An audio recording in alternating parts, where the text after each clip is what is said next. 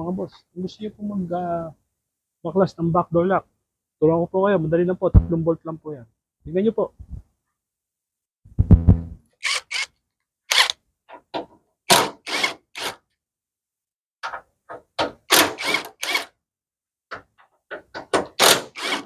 Ayan po, pag nawaklas na po yung 3 bolt, madali na po yan.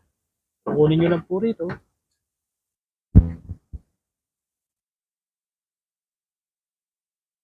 Tanggalin nyo yung connector.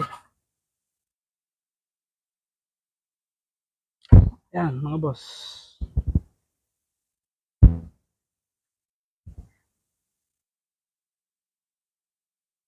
Po, tanggal na yung ating backdoor lock. Check nyo na po kung may problema kayo. Backdoor nyo sa indicator. Tignan nyo muna yung backdoor lock. Baka nandito problema. Makikita nyo na. Okay, thank you po mga boss. Follow and share po. Thank you.